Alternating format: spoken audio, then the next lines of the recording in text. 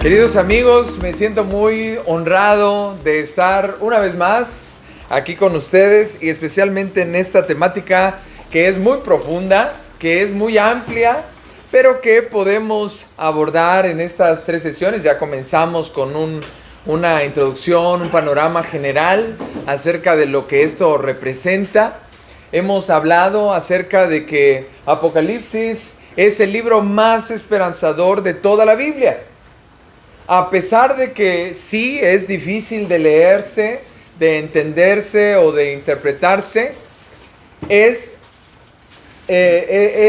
posible comprender su gran mayoría. Hay todavía aspectos de ese libro que no se pueden entender al día de hoy porque no conocemos el futuro. Y lo que Juan vio hacia el futuro, él lo percibió a través de distintas visiones que nos dejó de la manera más clara posible, pero él tampoco sabía completamente cómo se iban a dar las cosas, ¿verdad? Entonces él solo tenía una perspectiva de lo que Dios le estaba revelando. Y es la misma situación en la que nosotros nos encontramos. Pero con el paso del tiempo nos vamos dando cuenta cómo se van dando las cosas, de qué manera se están cumpliendo aquellas cosas que fueron antes señaladas. Pero ¿por qué insistíamos que este es el libro más esperanzador de todo? Porque nos pone en una situación en la que dejamos de vernos a nosotros. En lugar de depender todo en nosotros, en lugar de considerar que toda la vida y toda la historia tiene que ver con nosotros, la esperanza no está centrada en nosotros, ni en nada que logremos nosotros o que podamos alcanzar nosotros, sino en alguien mucho más poderoso, mucho más vencedor, mucho más glorioso que nosotros. Es Cristo. Y por lo tanto nuestra esperanza está viendo a Cristo. Nuestra esperanza está puesta completamente en todo lo que Él ha prometido. El día de hoy nos vamos a concentrar en la otra parte. Y en esta tabla están descritas las 7 iglesias del Apocalipsis. Estas son iglesias que estaban en una región llamada Asia. No se conocía todavía la extensión completa del continente asiático actualmente. Se le ha conocido como Asia Menor o el Mediterráneo. Bueno, ahora es Turquía, casi toda esa región.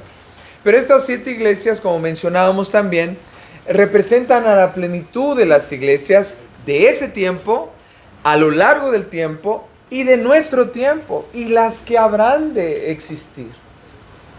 Abarcan a la totalidad de las iglesias que han existido, que existen y que existirán. Así que estas 7 iglesias son, digamos, a las que Dios quiere enviarles esta carta con el propósito de que llegara a toda la iglesia de todos los tiempos. Y aquí hay una distinción interesante. Nosotros, cuando nos reunimos con otros creyentes en Jesucristo, adoramos y alabamos, exaltamos el nombre del Señor, participamos en un lugar, eso se le llama iglesia local. Pero en la Biblia no solamente es la representación local, sino el pueblo de Dios que está alrededor de todo el planeta Tierra, que ha existido también, que existe ahora y que existirá, que alaban y glorifican al Señor. Esa es la iglesia universal, la plenitud del cuerpo de Cristo, la plenitud del pueblo de Dios. Entonces, cuando estas enseñanzas se dirigen a estas iglesias, sí, hablan en su localidad, bajo ciertas circunstancias históricas, algo que les estaba pasando y ahorita lo van a ver, pero también hablan acerca de elementos que abarcan a todos. Los que son creyentes en Jesucristo, los que son parte de una iglesia, que son parte de una comunidad local, pero que también son parte del pueblo de Dios a lo largo y ancho del planeta.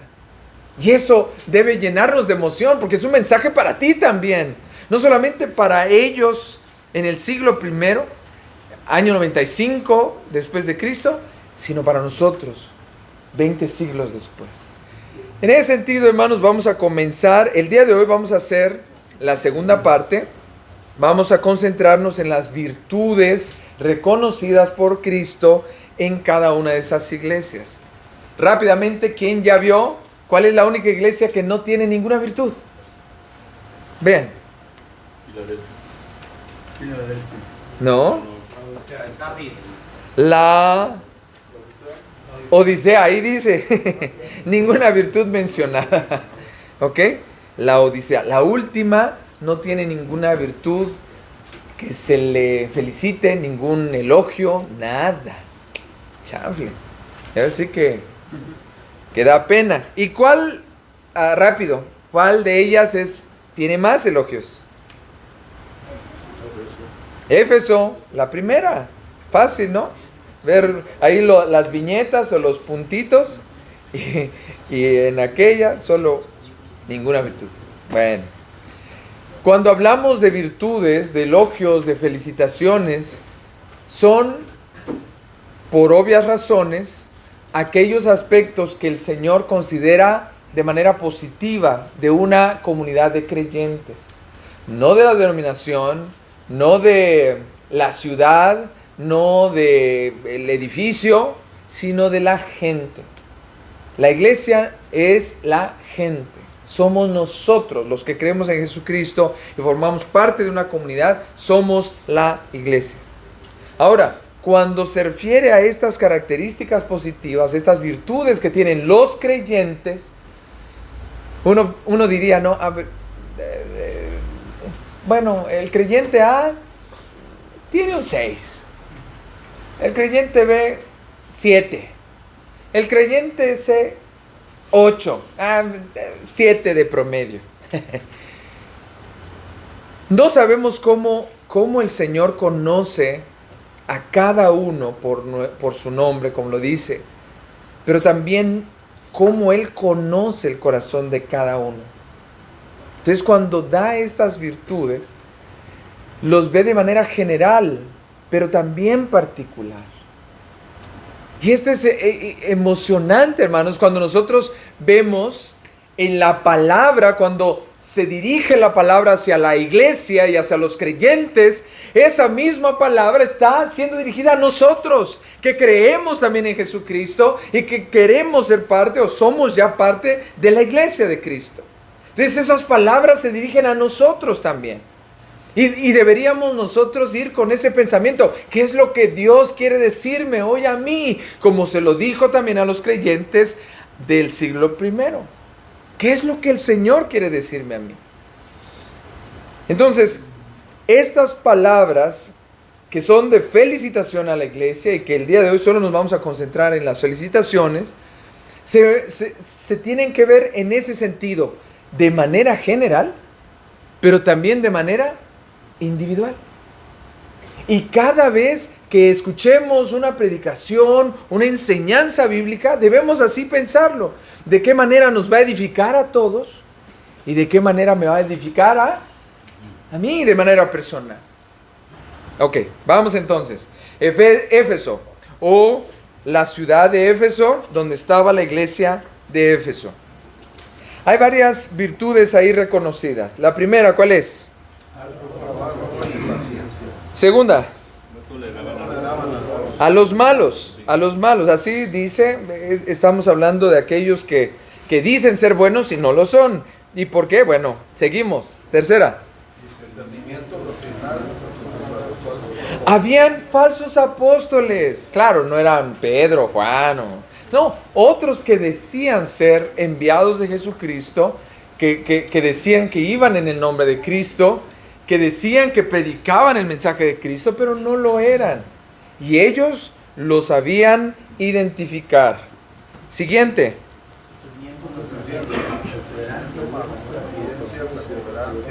Cada vez que ustedes lean paciencia, entiéndase de mejor manera la palabra perseverancia. ¿Sí? Son similares, pero no son iguales. Básicamente la paciencia es un poquito más pasiva y la perseverancia es más activa. La paciencia es, como les dije, sentarse, tratar de esperar una noticia, una situación, mientras que el perseverante está enfrentando la situación y hace algo para cambiarla. Entonces, sigamos. Penúltima. No han desmayado. No han desmayado. Y última. Muy bien. Ahora, ¿qué tiene que ver esto con Éfeso? ¿Alguna vez han escuchado de Artemisa, una de las diosas de la antigüedad? Diana era el nombre entre los griegos. Artemisa era el nombre de la diosa entre los romanos. Y en Éfeso había una estatua de Diana y un templo dedicado a Diana. En ese templo se realizaban actos muy inmorales.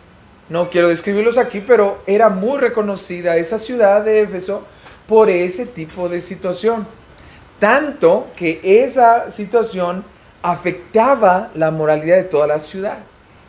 Vamos a decir, como Las Vegas. ¿Recuerdan cuál es el apodo de Las Vegas, verdad? No lo digan, pero ya saben, ¿sí? Porque ahí hay de todo y se hace de todo y se cree que se puede hacer de todo. Y se le ha conocido como la ciudad del pecado. Bueno, entonces en este contexto, Éfeso también era conocida así. Y desafortunadamente muchos creyentes fueron impactados por esa cultura antes de ser creyentes. Allí vivieron, se desarrollaron allí, estuvieron allí, conocieron esa vida. Y entonces, cuando uno ha experimentado una vida de ese tipo, cuando viene al Señor, ¿se le hace fácil o se le hace difícil? Depende, pero hay muchos testimonios que yo he conocido que cuando están en una situación de esa, de haber tenido una mala vida, de haber tenido varias experiencias complicadas, cuando vienen a Cristo, tienen una batalla muy fuerte, tienen una situación muy difícil. Entonces no pueden simplemente esperarse pasivamente a que la situación cambie, a que su cultura cambie, a que su sociedad cambie. No pueden, porque los va a comer. El pecado los va a tragar. En cambio, ellos tienen que perseverar luchando contra ello de manera intencional. Y eso era lo que hacían ellos. Esta iglesia de Éfeso trabajaba arduamente, enfrentaba las situaciones y sabía distinguir a esas personas que decían ser buenos creyentes y que no lo eran. Ahora la pregunta acá, que tiene que ver ahora con nosotros, ¿cómo se aplica eso a nosotros? ¿Cómo lo verían ustedes en una sociedad tan pecaminosa, en una sociedad tan permisiva como la nuestra también, en una sociedad en donde se puede hacer de todo y ahora ya la ley lo permite porque eres tú el que tiene el derecho de hacer lo que se te dé la gana? En una sociedad como la nuestra, ¿cómo los creyentes podemos tomar esta felicitación como nuestra?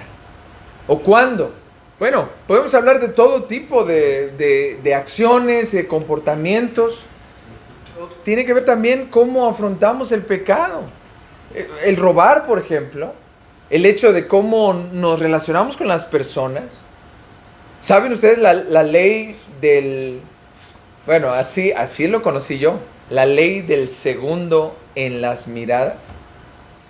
La ley del segundo es especialmente para nosotros los varones. Que cuando vamos en la calle, pasa una señorita, pasa una muchacha, pasa una señora, que son guapas, pues nosotros, ¿cómo diría un mexicano? Normalmente, ¿no? Y eso es lo que tiene esta cultura, la nuestra, ¿no? Donde el hecho de actuar y de silbar o de ver o de seguir con la mirada, pero tengo que controlarla y en un segundo volver, cambiar, redirigir. Pero ¿por qué lo digo? Porque tiene que ver una mirada para darnos cuenta de qué estamos viendo. Entonces tiene que ver con lo que vemos, con lo que oímos, con lo que decimos, con las personas con las cuales nos relacionamos. Éfeso era una ciudad enormemente pagana, con cultos de todo tipo, que si nos ponemos a explicar mucho más, no, nos perderíamos la clase. Pero hoy que vivimos rodeados de ideologías y de maneras tan contrarias a la Escritura, tan contrarias al Evangelio, la sociedad, la iglesia debe ser trabajadora ante la sociedad, debe mostrarse paciente en la tribulación, debe ser perseverante en mantener la fe, pero sobre todo debe ser santa. Debe agradar a Dios con lo que ve, con lo que escucha, con lo que habla. No somos perfectos, caemos, tenemos tentaciones y luchas, pero debemos hacer el esfuerzo de mejorar. Y aquí es donde tiene que ver con los famosos nicolaítas. Los nicolaítas eran, al parecer, seguidores de un tal Nicolás. No sabemos quién fue, no se menciona, pero allí se da una correlación con un profeta falso llamado Balaam del Antiguo Testamento. Entonces, Balaam era una persona que, de acuerdo a todo lo que se enseña en el Antiguo Testamento, era un profeta que hacía todo por dinero. O sea, si le pagaban para ir a dar una bendición, si le pagaban para ir a dar una maldición, hacía lo que le dieran por dinero. Entonces él representa esa inmoralidad, ese desbalance entre ser congruente con lo que uno dice que es y con las acciones. Entonces, básicamente los nicolaítas o los balaamitas eran ese tipo de personas cuya vida era inmoral, es decir, desbalanceada. Hacían todo lo opuesto a lo que creían. Y especialmente en una sociedad tan inmoral, tan pecaminosa, a eso se refiere. Por eso la fidelidad doctrinal es buena.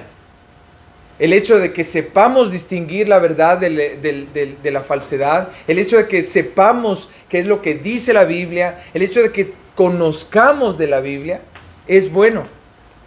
Pero si eso no nos lleva a la fidelidad a Dios, si eso no nos ayuda a vencer nuestras tentaciones, si eso hace que nuestra mirada siga más de un segundo donde no debería estar, debemos entonces pensar si esa felicitación es para nosotros hoy. O si no es para nosotros hoy, corregir el camino. ¿Se entiende? ¿Sí? ¿Alguna duda? ¿No? Porque como estamos comenzando, luego vamos a agarrar vuelo, ¿no? Vamos con Esmirna, la siguiente iglesia. La tribulación y pobreza aceptadas con fe. Firmeza frente a la blasfemia de aquellos que dicen ser de Dios, pero que son de Satanás. ¡Wow! Pero ahí la manera en cómo explica, dicen, son una sinagoga que dicen ser una sinagoga de Dios, pero en realidad son una sinagoga de Satanás. Esta gente, su religión, les hacía pensar que iban y adoraban a Dios, pero en realidad no estaban adorando a Dios, sino a Satanás, porque estaban totalmente en contra de lo que Dios les había dicho. Pero esta iglesia está siendo felicitada porque sabe distinguirlos. Ahora, aquí hay una cuestión. ¿Somos ya de Dios? ¿Dios está en nosotros?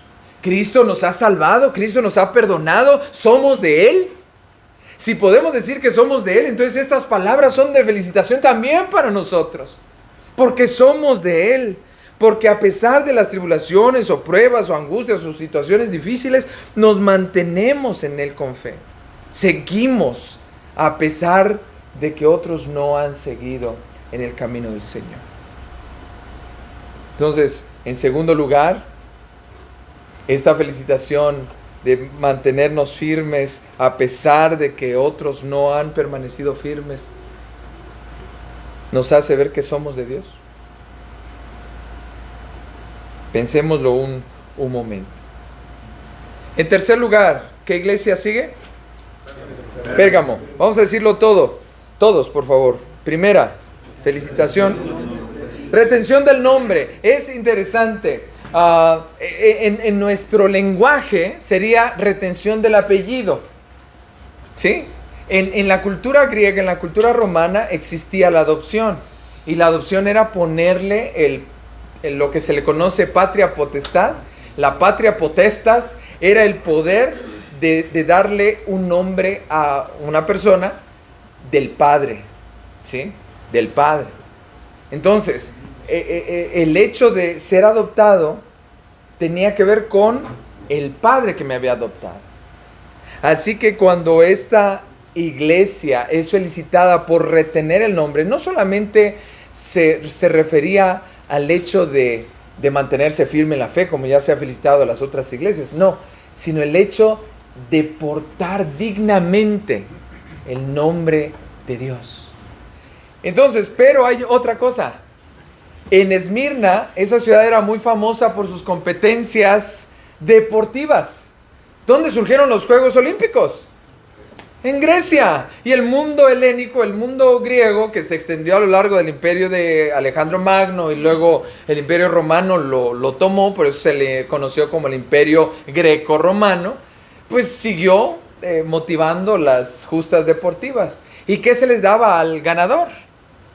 Se le daba la corona. Claro, era una diadema, ¿no? Dorada, de oro puro, eso sí. Se le ponía y se le concedían riquezas.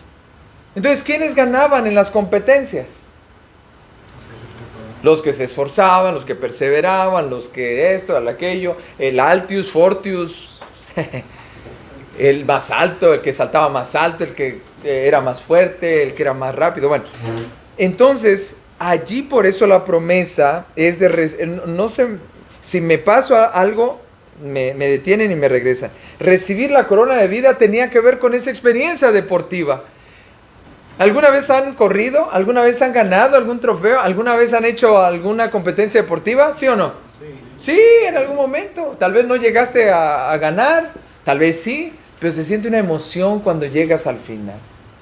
Esto es, el recibir la corona de vida tiene que ver con esa idea. A pesar de todo, tú te mantuviste, llegaste al final, recibirás corona. No cualquiera, sino una corona maravillosa, gloriosa de vida eterna. Y la promesa de Éfeso, regresándonos un tantito, tiene que ver con comer del árbol de la vida. Oye, pero si ya estoy vivo, voy a vivir para siempre, ¿por qué voy a comer del árbol de la vida? A ver, ¿por qué? Esto tiene que ver con cuando cayó Adán en pecado. ¿Qué se le prohibió? Comer del árbol de la vida. Eso no es para que tú sigas teniendo más años en la eternidad, donde no hay tiempo, sino es ese privilegio que se rompió cuando caímos en pecado a través de Adán. No tenemos acceso y ahí se abrirá. Es como cuando tú estás en la casa y no puedes comer porque fuiste operado, estás en un tratamiento, estás bajo dieta así bien estricta y de repente termina la dieta y entonces te abren el refrigerador. Todo lo que estaba prohibido antes para comer ahora se te hace delicioso y lo has estado esperando, lo has estado soñando. Imagínense ahora el árbol de la vida. ¿Qué sabor tendrá? ¿Cómo será? Aquello que estaba prohibido para nosotros ahora será no solamente permitido, sino un premio mayor. Qué deleite. Por eso este libro es el más esperanzador de todos, porque nos hace ver aquello que en Cristo tendremos oportunidad de disfrutar. ¡Qué maravilloso! ¿Sí o no? ¿Amén? Amén. Amén. Bueno, regresémonos entonces a Pérgamo. La promesa, segunda felicitación, firmeza en la fe. Y la última, les expliqué la semana pasada que las persecuciones llevaban muchas consecuencias negativas. No solamente la pérdida de los bienes materiales, sino la pérdida también de los bienes físicos. Y era algo muy triste, dramático. La promesa que se le da a Pérgamo es comer del maná. ¿Recuerdan el maná? Era como cornflakes. ¿Te gusta el cornflakes? No se sabe a ciencia cierta, pero como las azucaritas de Kellogg's o como esas hojuelas, así es como muchos nos imaginamos el maná que caía del cielo. Pero este maná no es el maná físico, sino este maná especial. Aunque sea físico, es un maná especial, porque lo disfrutaremos todos juntos allá en el cielo, ciertamente si somos de los que perseveran hasta el fin. Pero también está otra promesa, recibir una piedrecita blanca, ¿con qué? Con un nuevo nombre. ¿El nuevo nombre de quién? El nuevo nombre que tú vas a tener. El nuevo nombre que solamente tú vas a saber y Cristo. El nombre que Cristo, en el que Cristo te va a llamar. ¿Cuál era el nombre de algunos de sus discípulos más famosos? El nombre de uno de los más famosos. Simón. ¿Y cómo le puso él el nombre? Pedro. Le cambió el nombre. Y así es conocido por el nuevo nombre que Cristo le puso. Así también nos va a poner otro nombre. ¿Cuál va a ser? No lo sabemos. Pero el hecho de ponernos un nombre tiene que ver con el hecho de somos suyos. Le pertenecemos. ¿En qué momento nosotros hemos puesto nombres a alguien? A nuestros hijos. ¿Y por qué lo hacemos? Son nuestros. Ya después como que no les gusta el nombre, ya se ponen otro, ¿verdad? Pero porque son nuestros, porque establecemos una relación personal. Y ese nuevo nombre tiene algo especial. Claro, ¿no? Si le pones Maciosare, ¿verdad? O si le pones otro nombre, ¿verdad? Pero si le pones un nombre que tiene algo especial para ti, siempre lo va a llevar tu hijo. Y ojalá un día tú le cuentes la historia de por qué le pusieron ese nombre. Y ojalá ese nombre traiga un significado muy grandioso. Bueno, entonces esa es la promesa. Vamos a Teatira. Primera felicitación. Ok, esta iglesia era trabajadora, chambeadora, como decimos. De veras que chambeaba mucho, pero no solamente chambeaba, sino que lo hacía con amor, fe, servicio y era paciente. Era un trabajo hacia la comunidad. Cada vez que ustedes vean obras, no es culto, no es tiempos de oración solamente, sino que era servicio a los demás, era trabajo en beneficio de otros. Si yo hago un trabajo para beneficiarme a mí, eso no es obra. ¿Ok? Eso no es ese tipo de obra que habla la Escritura. Siguiente felicitación. Fueron de menos a más. Fueron mejorando. Lo que hacían en beneficio de otros, lo fueron perfeccionando. Eran una iglesia que verdaderamente demostraba que la vida de la iglesia no es solamente hablar de salvación, sino mostrar la salvación a través de obras hacia los demás. Y finalmente, la última felicitación.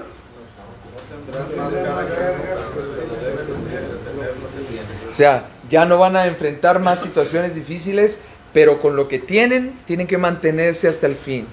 A mí me encanta esta imagen. Voy a salirme un poco de cámara, pero lo voy a hacer así para que aparezca un poquito más. Imagínense que están corriendo. Están corriendo, ¿sí? ¿Te gusta correr?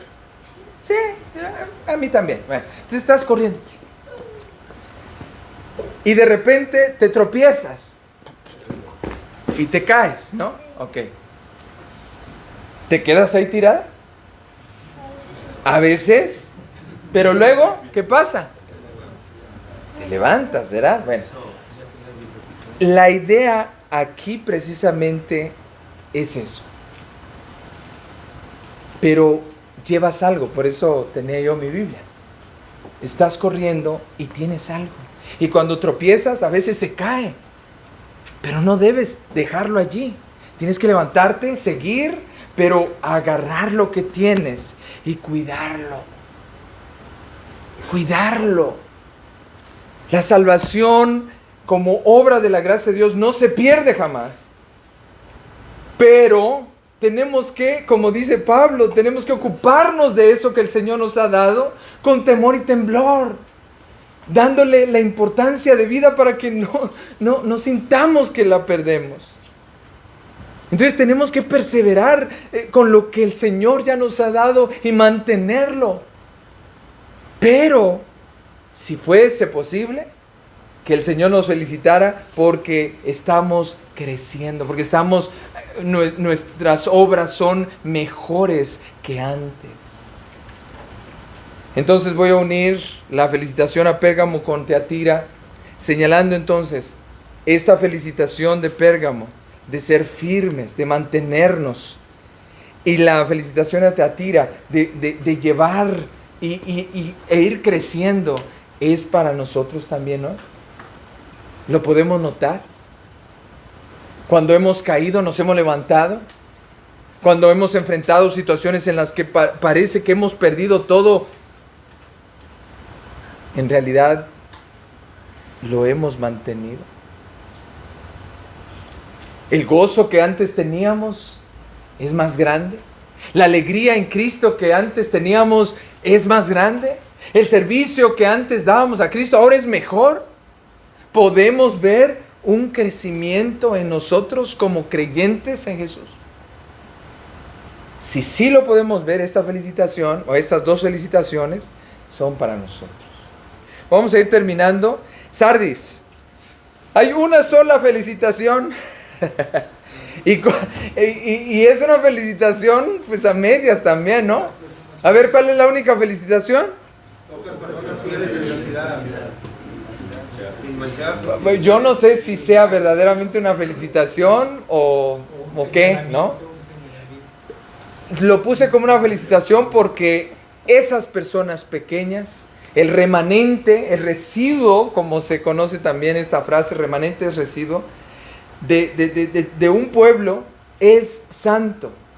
Ese pequeño grupo de creyentes es a quienes se le dirige esa felicitación. Y a veces nos sentimos solos porque no hay otros que coincidan con nuestro punto de vista, con nuestra fe, con nuestra manera de amar a Dios, de servir a Dios. Pero aún así, esa felicitación también es para nosotros si alguna vez nos hemos sentido solos. Esa felicitación es para nosotros porque nos mantenemos a pesar de que la mayoría no siga en la misma fidelidad al Señor. Y es interesante también al decir que no han manchado sus vestiduras, sino que permanecen con sus vestiduras de santidad. Y hermanos, no somos perfectos. Muchos han pensado que santidad significa ser perfectos. Eso se deriva de otra interpretación, pero en la Biblia, ser santo no significa ser perfecto. Significa que entendemos que hemos sido apartados por Dios y que hacemos el mayor esfuerzo de cuidar nuestra vida para agradarle a Él. Y eso lo aprendí de niño a través de una historia. Cuando éramos niños, no sé si alguna vez les tocó ir de blanco a alguna fiesta de niños. Una vez íbamos a un evento y mi hijo iba vestidito, iba mi niño vestidito de su trajecito blanco y todos de blanco. Y de repente se nos hace tarde, íbamos a la iglesia, se nos hace tarde. Entonces agarra era su vasito de entrenamiento que tenía Nesquik. El chiste es que se le ocurre tomarlo en un momento en que se mueve el transporte, ¿no? Y en eso se le abre. Ya se imaginarán, así sucede en la vida del cristiano. Tenemos vestiduras blancas porque Cristo nos ha limpiado con su sangre en la cruz del Calvario. Al venir ante Él y pedirle perdón de todos nuestros pecados, Él nos limpia completamente y nos hace limpios delante de Dios. No hay nada ya en contra nuestra. Pero es como cuando tu mamá o tu papá te vistieron con vestiduras blancas y te dicen, ya no lo manches, cuídalo. Pero ahí vamos, a brincar sobre el charco, a correr con los cuates, a jugar fútbol. Y termina en el día manchado. Entonces estos creyentes se mantuvieron esforzándose de tal manera que sus vestiduras no se mancharan. Hicieron el esfuerzo intencionalmente de permanecer de la mejor manera delante de Dios, agradándole en sus palabras, en sus pensamientos, en sus comportamientos, en su vida. Y aunque de seguro se mancharon de una u otra manera, permanecieron con sus ropas blancas. No significa perfectas, pero sí delante del Señor agradándole. Entonces, hermanos, la felicitación a la iglesia de Tiatira y a la iglesia de Sardis dice: la promesa a Tiatira: recibirá autoridad para gobernar naciones y la estrella de la mañana. Si uno permanece y se mantiene firme en la fe, uno va a recibir ese poder de Jesucristo como una manera de reconocimiento, como una manera de ser vindicado, una manera de ser reconocido. Una vez alguien me preguntó, yo no sabía, nunca había reflexionado sobre eso y lo planteé también como duda. ¿Por qué el juicio final también nosotros vamos a estar? ¿Por qué en el juicio final también los buenos van a estar? ¿Por qué? ¿Saben la respuesta? Lo que yo aprendí de esa pregunta que me hicieron es: ¿por qué estaremos ahí ante el Señor? Porque es una manera de decir, como Jesús dice en Mateo 25, ven, bendito de mi Padre, ven, toma posesión de lo que fue preparado para ti antes de que el mundo fuese creado. Porque tuve hambre y me diste de comer, tuve sed y me diste de beber, estuve en la cárcel y me visitaste, y varias cosas que tienen que ver con obras, ¿sí? Pero lo bonito de ese pasaje es que nos demuestra que el juicio final para los que estamos en Jesucristo no es para condenación, sino para recibir el galardón, la gloria con el reconocimiento. Así como cuando pasamos de un curso a otro, cuando nos graduamos, esa manera de reconocer el esfuerzo. Si alguno ha recibido alguna medalla por sus esfuerzos y su logro académico, bueno, algo así, por lo que se pudo alcanzar. Y en Sardis, la promesa es que no se borrará su nombre del libro de la vida y su nombre será reconocido ante el Padre y los ángeles de Dios. Confesado, dice en nuestra versión. Quiere decir que también ese reconocimiento delante de los ángeles. Pasa. Ven, toma este lugar. Ah, qué maravilloso. Hermanos, si nos esforzamos de luchar contra la tentación, de vencer nuestras pruebas, de seguir confiando en Jesucristo, eso no quedará sin ninguna recompensa. Deleitémonos, aún en medio de las pruebas, de los sufrimientos, si perseveramos en Jesucristo, si continuamos en Él, no solamente recibiremos la vida eterna, sino también el reconocimiento del Padre, y tendremos un lugar de honor. Esa autoridad para gobernar, en muchos sentidos pensamos en que vamos a tener poder sobre otros y lo vamos a subyugar, ¿no? Así pensamos, porque así lo hacen los reyes y los presidentes y los gobernadores. Pero para nosotros no. Eso tiene que ver con servicio a los demás, pero sobre todo tiene que ver con dignidad. Filadelfia y la Odisea. Y con estas concluimos. Felicitación para Filadelfia.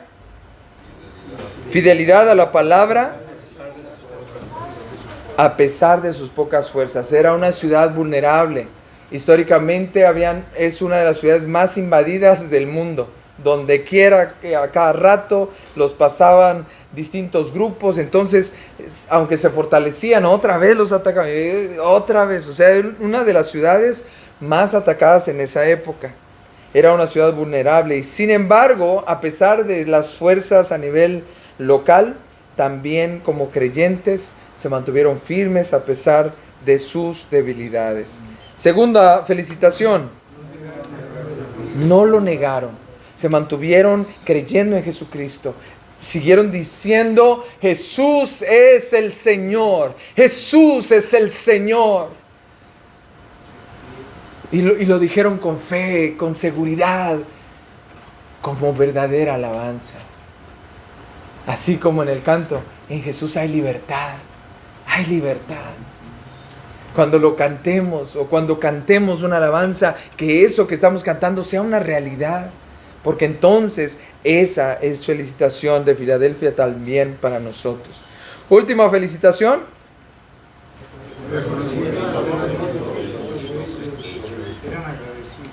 Eran,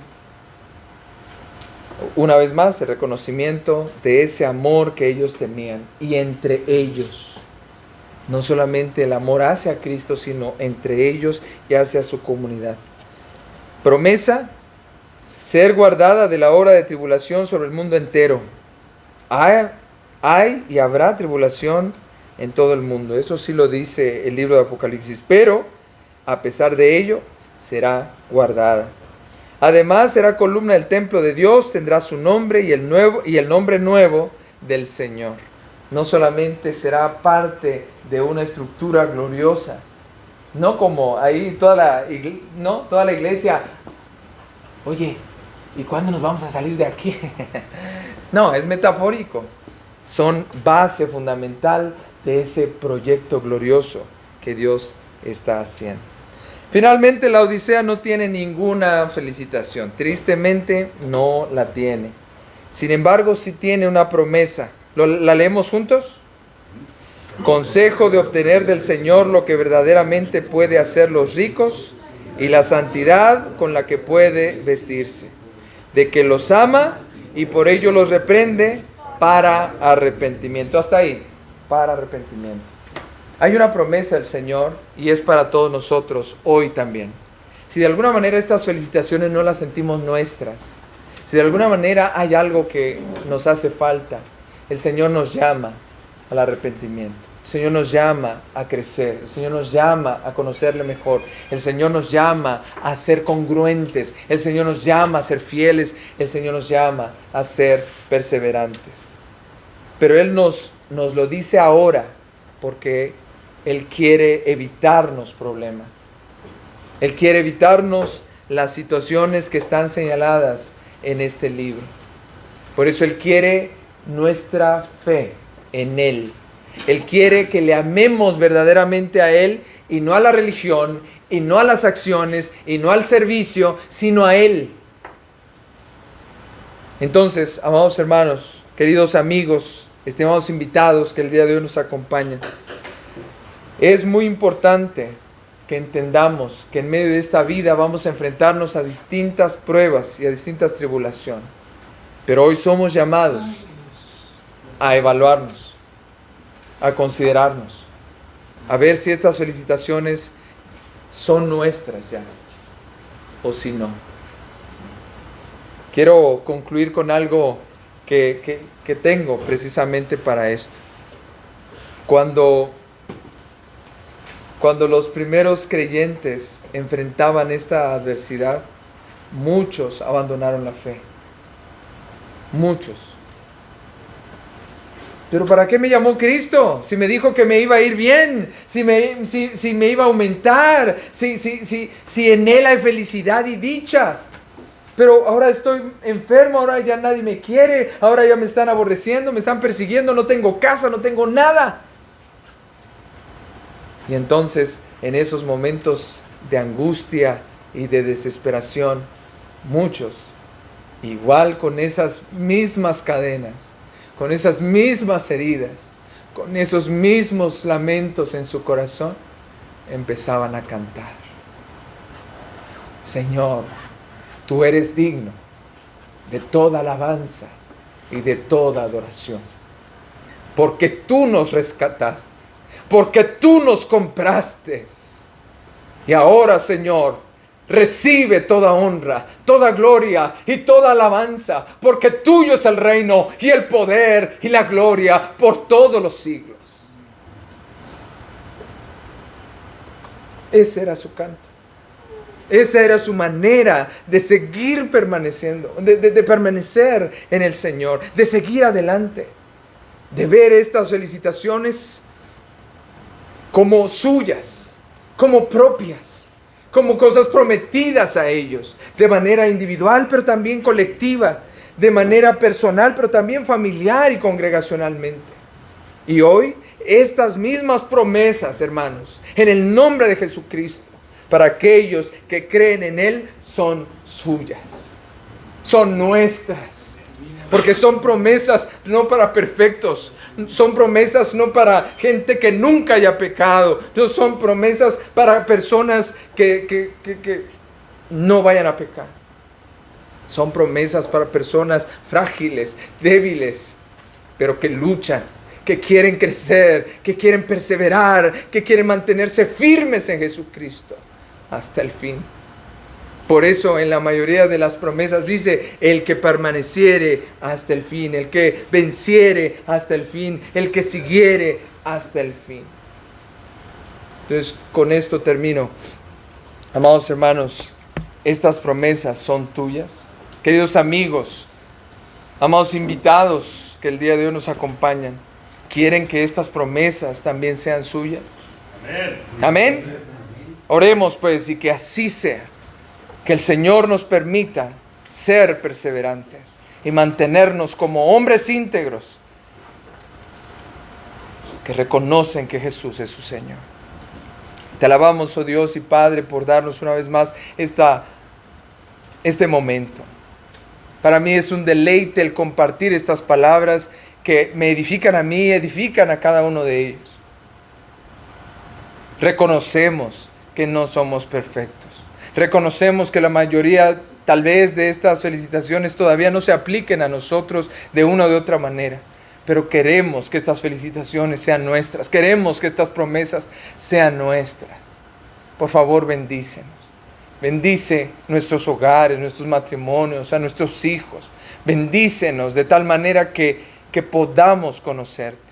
Permite que nuestros amigos que todavía no conocen muy bien de ti, que no creen todavía en ti, que todavía tienen estas dudas, puedan, Señor, tener la oportunidad de venir a ti y reconocerte como Señor y Salvador. Y que inicien su camino en la fe de Jesucristo. Pero a todos aquellos, Señor, que han perseverado, que se han mantenido, que te han conocido desde hace tiempo, ayúdales a ver de qué manera están creciendo, de qué manera están, Señor, siendo fieles a tu palabra, siendo congruentes con lo que creen. Ayúdanos, Señor, a todos y bendícenos. En el nombre de Cristo Jesús decimos amén. Amén.